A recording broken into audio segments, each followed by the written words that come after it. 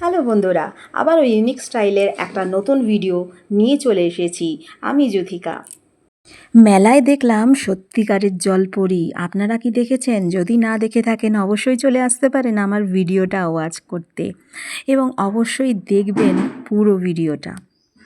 Hello everyone, আবারও চলে এসেছি নতুন একটা ভিডিও নিয়ে।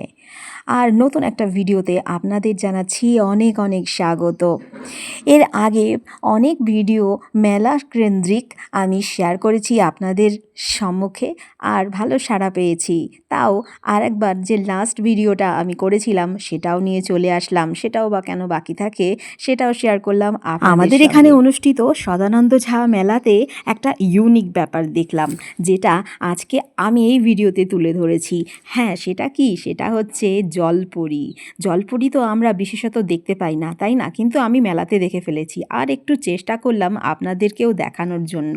কিন্তু জলপরিটা আমাদের এদিকে আসছিলই না। যতই ক্যামেরা করি না কেন সে ওদিকেই চলে যাচ্ছে, সে ওদিকেই চলে যাচ্ছে। যাই হোক, কোনো রকম একটু ক্যাপচার করলাম আমার মোবাইলে আর শেয়ার করলাম আপনাদের সঙ্গে।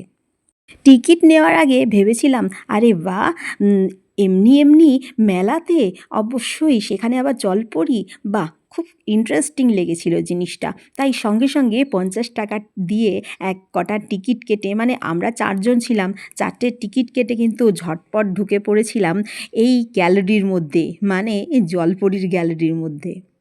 আর সেখানে গিয়ে দেখলাম 10 ফিট লম্বা, মোটামুটি 10 ফিট কি 12 ফিট লম্বা এরকমই একটা পোর্শনে মানে একটা সাইডে সম্পূর্ণরূপে জলটা আটকে রেখে একটি আম, কাচের পাটাতন বলতে পারি, অথবা যে আমরা কাচের লেয়ার বলতে পারি, সেটাতে সম্পূর্ণ জল ভর্তি করে একটি বাচ্চা মেয়ে, কমপক্ষে তার বয়স হয়তো 10 থেকে 12 বছর হবে, তাকে এরকম ড্রেস পরিয়ে, মানে জলপরির ড্রেস পরিয়ে তাকে চোখে একটু অক্সিজেনের মানে চশমা সেই ধরনের কিছু পরিয়ে তারপরে জলে নামিয়ে দেওয়া হয়েছে, সেই কনকনে জল। আর আমাদের এখানে জল কিন্তু ভীষণই ঠান্ডা, মানে গরমকালেও মোটামুটি গরম হলেও, আর সেই সময় অতটা গরম ছিল না।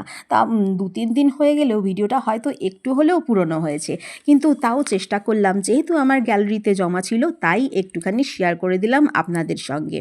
জানি না এই খেলাটা কতটা ক্ষতিকারক অথবা কতটা ভয়ানক হতে পারে যারা দেখাচ্ছেন, অথবা যারা আমরা এনজয় করছি, সেটা তো আমরা খুব ভালোভাবেই এনজয় করছি।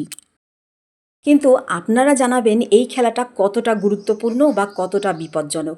2-4 পয়সা জন্য মাত্র এতটা জীবন দায় রেখে একটি বাচ্চা মেয়েকে এইভাবে এই ধরনের খেলা কি ঠিক? অবশ্যই কিন্তু জানাবেন আমার কমেন্ট বক্সে। আর এই জলপরীর খেলা আমরা একটু এনজয়মেন্ট হিসেবেও নিতে পারি, সেটা অবশ্যই নিতে পারি। হ্যাঁ, যদি কিছু ভুল বলে থাকি সেটাও জানাবেন কিন্তু আমার কমেন্ট বক্সে।